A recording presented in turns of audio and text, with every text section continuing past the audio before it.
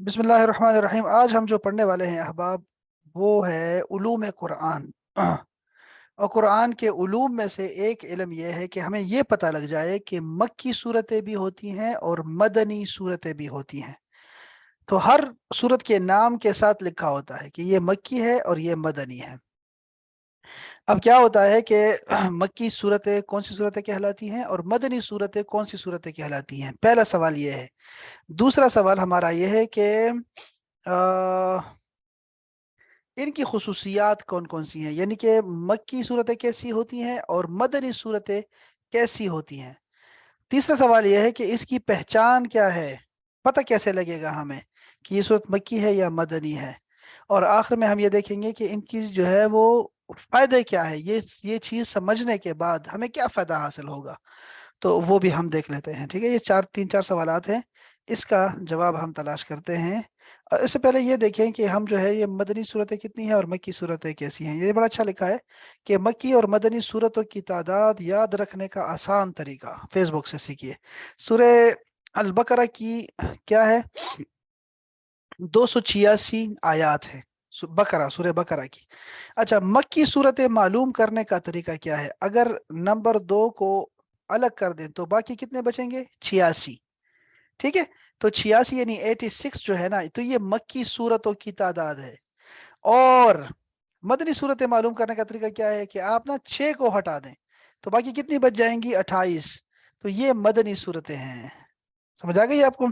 कुरान की कुल सूरतें कितनी है, कि 86 और 28 को दोनों को जमा कर लो तो 114 सूरतें बन जाएंगी। और ये है आपका बेहतरीन तरीका। साथ के लिए आसान है ये। Yes sir. समझ आ गई है ना। सूरह बकरा में 286 आयत है, बस पहला हर्फ हटाओगे तो आपको पता लग जाएगा। जो सबसे ज्यादा सूरतें हैं ना वो मक्की सूरतें हैं, मदनी सूरतें थोड़ी हैं। लेकिन इसमें क्या है, इसमें फर्क क्या होता है, फर्क ये होता है कि जो मक्की सूरतें होती हैं वो छोटी छोटी हैं और आयत भी उसकी ऐसी है कि वो आयत भी ऐसी होती है कि छोटी छोटी आयत होती है। मदनी सूरतें बड़ी होती है और उसकी जो आयत होती है वो भी लंबी लंबी आयत होती है। वो भी हम पढ़े, हमारे अभी पढ़ेंगे हम लोग। इसको मैं आपको ये भेजूंगा, ये जो है ना, ये जो हमारे पास है ना, ये आपको भेजता हूँ ताकि आपको काम आए। ठीक है, ये आपको, मैं आपको नोट्स में भेजूंगा ये, ताकि आपको फायदा हो इससे।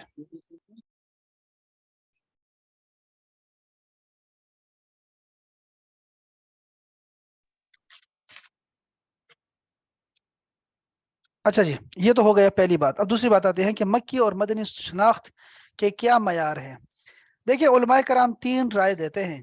एक तो कहते हैं कि यार वक्त का मयार देखा जाए, यानी जो कुछ भी हिजरत से पहले नाजिल हुआ वो सब मक्का की हैं, मक्की सूरतें हैं।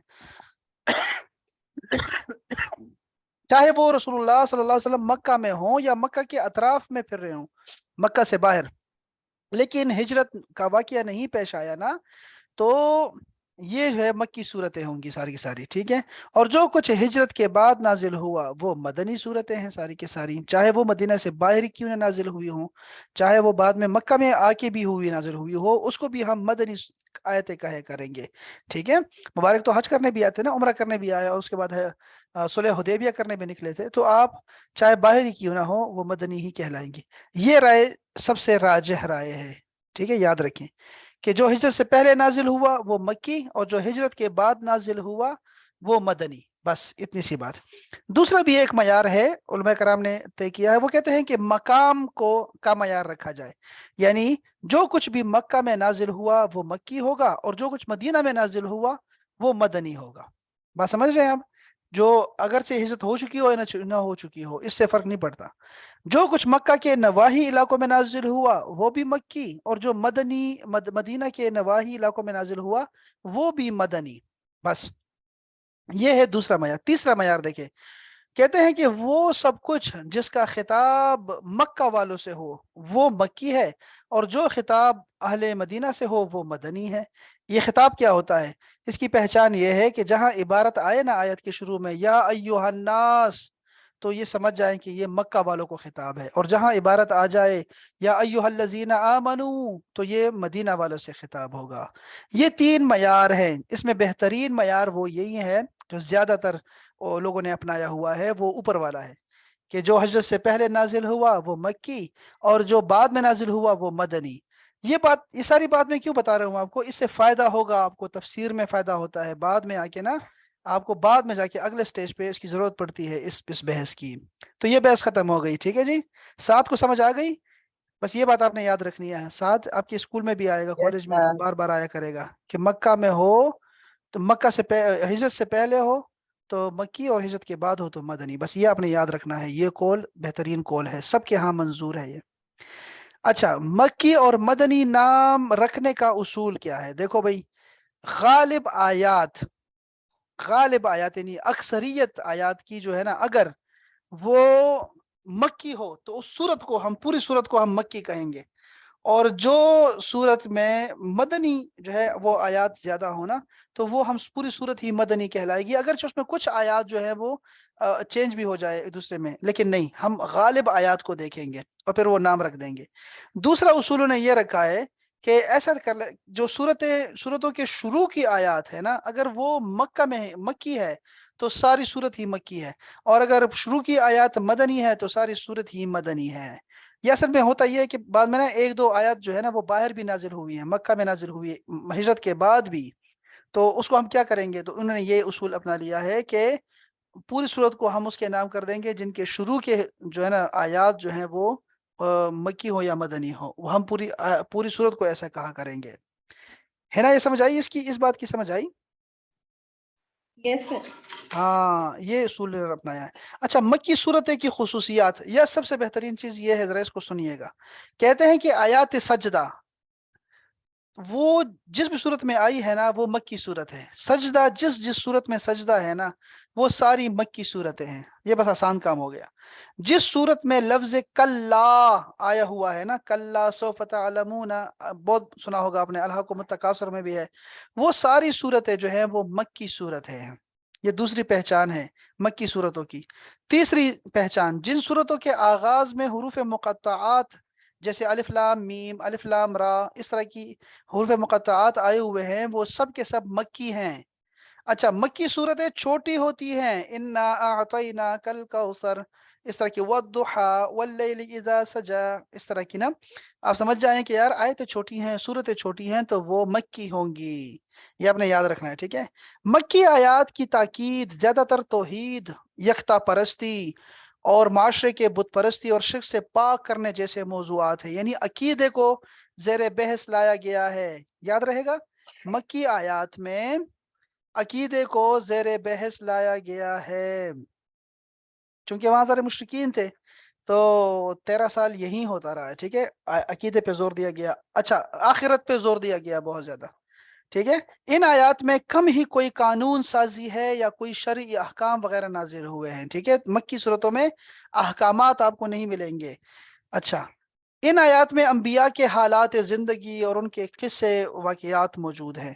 اچھا، اور اس کے بعد اس دور کی آیات جتنی بھی ہے نا مکی صورتوں میں، وہ معجزات کے بارے میں ہیں، بلاغت کے بارے میں ہیں، بہت خوبصورت آیات ہیں، ترنم سے ہیں، یہ بڑی ان مکی صورتوں کی نا پڑھنے کا مزہ آتا ہے، اور اکثر ہم جب جو نماز میں ہم پڑھتے ہیں اکثر صورتیں نا وہ اکثر مکی ہوتی ہیں، چونکہ اس میں بلاغت بہت ہے، ترنم بہت ہے، اعجاز بہت زیادہ ہے، اس لیے ہم وہ آیات زیادہ پسند بھی کرتے ہیں ہم لوگ۔ اچھا، اس کے بعد دیکھیں، ان صورتوں میں یہ جو مکی صورتیں ہوتی ہے نا خاص قسم کے خطابات ہوتے ہیں، جیسے یا بنی آدم، یا ایھا الناس، یہ ساری پہچان ہے مکی صورتوں کی پہچان، جتنا ہم نے ابھی پڑھا ہے۔ اب مدنی صورتوں کو دیکھ لیں۔ فرائض اور حدود، حدود کا مطلب ہوتا ہے ساتھ، یعنی جو حدود کا مطلب ہوتا ہے جیسے بدکاری پہ آپ کو سزا کتنی ملے گی، چوری پہ کتنی سزا ملے گی آپ کو، کسی پر تہمت لگانے کی سزا کیا ملے گی آپ کو، یہ جو سزائیں مقرر کی ہے نا اللہ تعالیٰ نے اور رسول نے، وہ ساری کی ساری حدود، اس کو حدود کہلاتی ہے وہ۔ تو یہ حدود جو ہے نا اور فرائض، یہ مدنی صورتوں کا خاصہ ہے، یاد رکھیں۔ مدنی صورتیں لمبی ہوتی ہیں، طویل ہوتی ہیں، اس کی آیات بھی بہت طویل ہوتی ہیں، याद रखिए। इस तरह शहरी, अदली, समाजी, मुआशरती, हुकूमती कवानीन, जंग और सुलह के कवानीन, ये सारी मदनी आयात में आती हैं। ये आयात या अय्युहल्लज़ीना आमनू जैसे खिताबात के हामिल हैं। इन आयात में अहले किताब के फासिद अकायद की तशरीह की गई है। याद रखें, क्यों? मक्का में मुशरिकीन थे, लेकिन मदीना में यहूद थे, और यहाँ पर ईसाई थे, और मुनाफिकीन पैदा हो गए बाद मुनाफिकीन। तो इनके फासिद अकीदे बयान किए गए हैं। याद रखें, मुनाफिकीन के हालात और इक़दामात क्या बयान है, उनके सामने मुसलमानों और पैगम्बर इस्लाम सल्लल्लाहु अलैहि वसल्लम का मौक़िफ़ भी इन आयात की खुसूसियात है। ये भी याद रखिए, मुनाफिकीन को और अहले किताब को खिताब किया गया है। ये है मदनी सूरतें, उसकी पहचान है। ठीक है जी, अब तर्जुमा पढ़ते रहेंगे, आपको खुद ब खुद एहसास होता जाएगा कि यार ये तो मक्की है या मदनी है। बस ये खसूसियात थी। अब ये क्या क्या लिखा हुआ है, कहते हैं कि ये खसूसियात की नौइयत कतई, यानी बिल्कुल और 100% नहीं है अहबाब। याद रखें, यह जो आपको समझाया है अभी, ये सारा 100% ऐसा नहीं है। ठीक है, हर खसूसियत के लिए एक मुस्तस्ना, एक्सेप्शन जो है ना, वो भी होती है बाज़ औक़ात। जैसे मिसाल के तौर पे सूरह बकरा में हज़रत आदम अलैहिस्सलाम का किस्सा बयान हुआ, लेकिन ये सूरत मक्की नहीं है। हालांकि मुदर्रजा बाला कवायद के मुताबिक इसको मक्की होना चाहिए था। और सूरह नसर बावजूद इसके कि मजमूई तौर पर यह भी छोटी सूरत है, इज़ा जा नसरुल्लाह, लेकिन इसकी आयतें भी छोटी हैं। बिल्कुल मक्की आयात से बहुत मुशाबहत रखती है, लेकिन ये मक्की नहीं है, ये मदनी सूरत है। तो कभी कभी ऐसा आ जाता है, जरा जहन में ये रखा करें, ऐसे ऐसे ना तकरीबन तकरीबन कहा करें हर लफ्ज में। अच्छा जी, मक्की और मदनी सूरतों की शनाख्त का फायदा क्या होगा? याद रखें अहबाब, तफसीर कुरान के लिए मदद मिलती है हमें सबसे पहले, कि मक्की और मदनी का पता लग जाए ना, तो फ़ायदा होगा। क्या फ़ायदा होगा? चूंकि आयात के ज़राइफ और इशारात की फ़हम और इदराक का मकाम नुज़ूल से करीबी ताल्लुक होता है। कि मकाम, ये सूरत नाजिल कहाँ हुई है? शराब के बारे में कहा गया, इसमें फ़ायदा है लेकिन फ़ायदा थोड़ा है और उसका नुकसान बहुत ज़्यादा है। तो आपको जब तक मकाम का नहीं पता होता ना, तो आपको जो है ना उसकी आप सही आप हुक्म नहीं लगा सकते, किसी को बता नहीं सकते, आपको पता नहीं लगेगा कि कहाँ ये बात की गई है।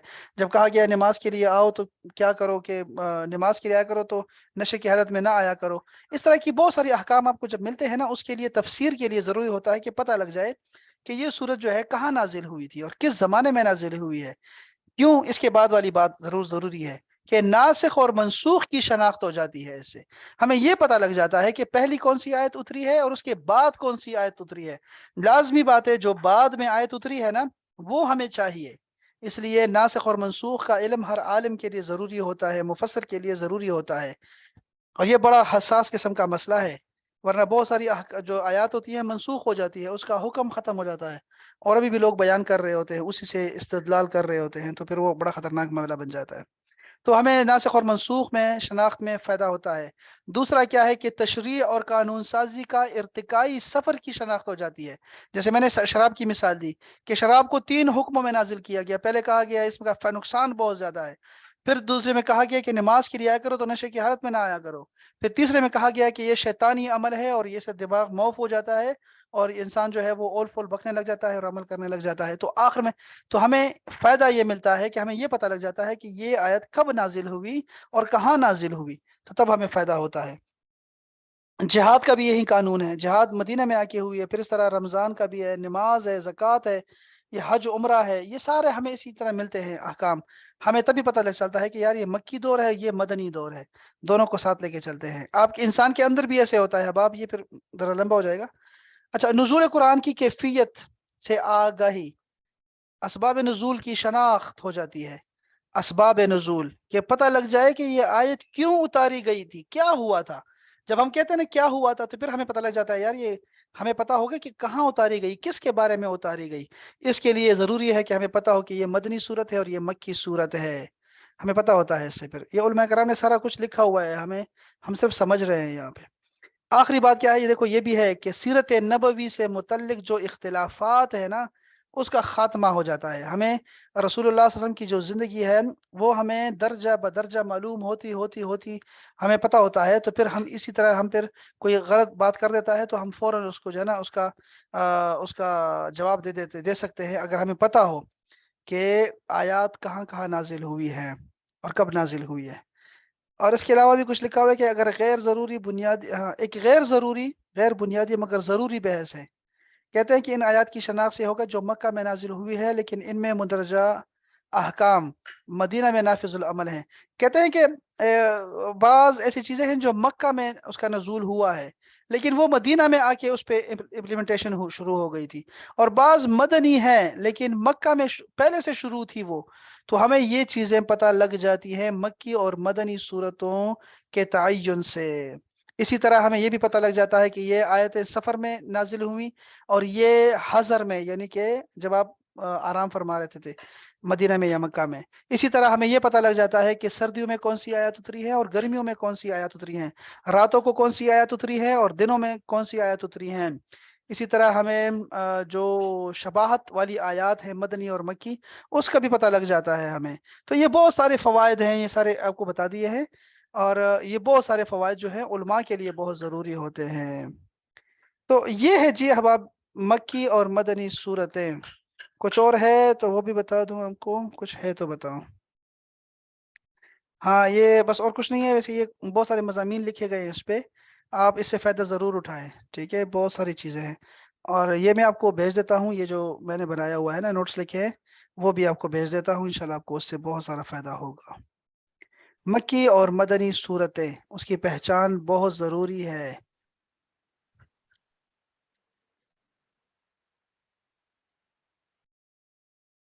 ہاں یہ بھی بہت ضروری ہے. یہاں پہ ایک فتویٰ تھا لیکن چلو بس اتنا کافی ہے جتنا ہم نے سمجھ لیا. سعد کو کچھ سمجھ آئی ہے احباب؟ سعد ہے یس کہ سر تھوڑی بہت. شاباش. بس آپ نے صرف جو ضروری باتیں ہیں نا مکی اور مدنی صورتوں کے حوالے سے وہ آپ نے نوٹ کر لینی ہے, اپنے پاس نوٹ کیا کریں. ٹھیک ہے, امی کو بتایا کریں کہ نوٹ کیا کریں, جو لکھے گا نہیں نا وہ سمجھ نہیں سکے گا. یہ ہم ترجمہ پڑھیں گے نا تو ترجمے میں ہمیں یہ چیزیں ضرورت آئے گی, اس کی یہ اصول تفسیر کی, یہ بہت ضروری ہے کہ ہمیں کچھ اصول تو پتہ ہونا. بنیادی چیزیں بتا رہا ہوں, یہ ختم ہو جائیں گی کچھ دنوں میں. ٹھیک ہے, پھر ہم چھوڑ دیں گے اس کو, لیکن یہ اب آنا ضروری ہے اس لیے پڑھا رہا ہوں. ٹھیک ہے چلے سر جی. سر اس سے ہمیں کچھ فائدہ ہوگا؟ ہاں کون سے, اس مکی سے, مکی اور مدنی صورتوں سے؟ یس سر. ہاں ہاں یہ تو بتایا میں نے آپ کو نا, آپ کو پہچان ہوگی اس چیزوں ان آیات سے نا کہ یہ مدنی احکام کا جیسے ہوتا ہے. میں نے ابھی کیا بتایا آپ کو کہ بہت سارے فوائد ہیں, ابھی ہم نے اس میں ڈسکس جیسے کیے ہیں ہم نے, بہت زیادہ فائدہ ہوتا ہے ہمیں. یعنی آپ یہ نہیں کہہ سکتے نا, جیسے میں نے شراب کی مثال دی آپ کو کہ قرآن مجید نے شراب کو تو اچھا بھی کہا ہے, وہ آپ کو پتا ہونا چاہیے کہ وہ مکہ میں ہے اور لوگوں کی تربیت مقصود تھی اس سے کہ تھوڑا تھوڑا کر کے انہوں کا آہستہ آہستہ ان کو نکالا جائے اس لعنت سے. غلاموں کے وہ لوگ غلاموں کو رکھنے کے اور ان پہ ظلم کرنے کے عادی تھے وہ لوگ. تو ہمیں پتہ لگ جاتا ہے کہ جب آیت اترتی ہے کہ ان کے ساتھ رحم کرے معاملات کرے, تو ہمیں پتہ لگتا ہے کہ کہاں ہے وہ لونڈیا, کہاں ہے وہ کنیزیں, آج تو ہے ہی نہیں. تو آپ کو محسوس ہوگا کہ یار یہ تو مکہ کی آیات ہے. آہستہ آہستہ اللہ تعالیٰ نے ایسا نظام بنا دیا اور رسول اللہ صلی اللہ علیہ وسلم نے ایسے سماج میں اس کو ایسے آہستہ آہستہ پھیلا دیا کہ غلاموں کا تصور ہی ختم ہو گیا. ایک غلام کر کے بیچتے گئے, یہ کفارے میں چلا گیا, اتنا کرتے کرتے غلامی کا سارا نظام ختم کر دیا. تو یہ آپ کو مکی اور مدنی آیات کی اس سے پتہ چلتا ہے. اسی طرح مخالفین کے جو آپ جواب دیتے ہیں کہ کیسے آپ مخالفین کو ڈیل کریں گے, آپ کو مکہ اور مدینہ کے آیات سے معلوم ہوتا ہے کہ مکہ میں کوئی جہاد فرض نہیں تھا. بہت تکلیفیں اٹھائی رسول اللہ صلی اللہ علیہ وسلم نے, اللہ پاک نے بہت حوصلہ دیا, بہت تسلیاں دی, بہت پیغمبروں کے واقعات سنائے ان کو کہ کیا کیا گزرا تھا. تو بعد میں آپ کو پتہ چلتا ہے جب مدینہ میں آ گئے تو پھر وہ جناب علی تلوار اٹھا کے جناب بیٹھے ہوئے اور وہ پھر کرتے. اس طرح آپ کو نا احساس ہوتا ہے دین کو سیکھنے کا. میں ابھی یہ بتانے لگا تھا آپ کو کہ ہمارے اندر بھی, انسان کے اندر بھی ایک نفس ہے, شیطان ہے, باطل قوت ہے, ٹھیک ہے نا, اور ایک آپ اس کی طرح ایک جو ہے با ایمان روح بھی ہے جو کہ ملائکہ سے ہے. ان دونوں کو ڈیل کرنے کا طریقہ یہی ہے کہ آپ اس کو پہلے مکی دور میں لے کے آئیں, پھر مدنی دور میں لے کے آئیں, اس کو آہستہ آہستہ سمجھائیں. یک دم سے تہجد بھی شروع نہ کر دیں کہ تلاوت بھی شروع کر دی اور تسبیح پکڑ لی اور قرآن مجید شروع کر دیا اور یک دم سے اس کو مدنی بنا دیا. बात समझ रहे? आहिस्ता आहिस्ता करके ये हमें बहुत सारे फवायद मिलते हैं। ये तो तफसीरों में जाने से फिर पता चलता है ना, जब हम तफसीर पढ़ते हैं किसी आयत की। लेकिन सर दस्त इस्लाम के दिफा के लिए कम से कम आपको तो पता होना चाहिए ना। जैसे मैंने बताया कि जिहाद का हुक्म कैसे नाजिल हुआ, नमाजों को देखो, 2 रकात नमाज फर्ज है मक्का में, दो रकातें लोग पढ़ते हैं क्योंकि लोगों नमाजों के आदी नहीं थे। जब 5 नमाजें फर्ज हुई हैं तब भी जो है ना उन लोगों ने, बाज आया करते थे देहातों से, वो कहते थे कि बस हम तो सिर्फ 4 पढ़ सकते हैं, बाज ने कहा हम तो सिर्फ 2 पढ़ेंगे। तो उसने फरमाया ठीक है, खुद ब खुद इसको आदत लग जाएगी। ये होता है मक्की दौर का फायदा समझने का। उसके बाद फिर मदनी दौर आ गया, 5 नमाजें फर्ज है, सारे पढ़ रहे हैं। इस तरह शराब से निकाला, इस तरह गुलामियों से निकाला, लोगों को जुल्म से निकाला। शादियां लोग नहीं करते थे, लोग तलाक शुदा औरतों से शादियां नहीं करते थे। लोग जो है वो शुहदा की बीवियों से शादियां नहीं करते थे। रसूलुल्लाह सल्लल्लाहु अलैहि वसल्लम ने आहिस्ता आहिस्ता करके ना सारे जितने भी खराब रसूमात थी ना लोगों में, सारी खत्म करवा दी।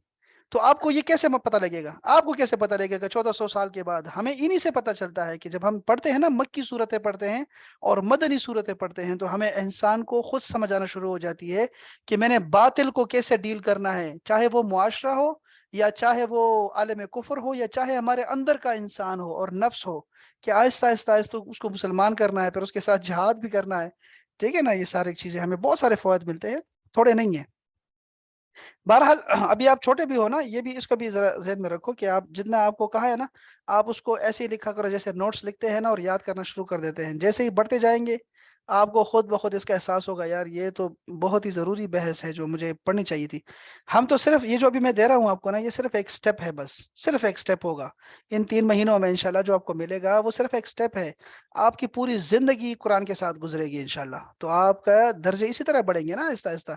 आपको आहिस्ता आहिस्ता उलूम में शगफ पैदा होगा, आहिस्ता आहिस्ता मोहब्बत पैदा होगी। और फिर आप देखेंगे कि यार ये आपके लिए एक सीढ़ी साबित होगा, ये जो आज का पढ़ना हम पढ़ रहे हैं इंशाअल्लाह ताला। मेरे लिए भी ऐसा ही है, सबके लिए ऐसा ही है। इंशाल्लाह। अल्लाह ताला हमें इल्म नाफे अता फरमाए और फजूल इल्म उलूम से जो है ना हमें अल्लाह ताला दूर रखे।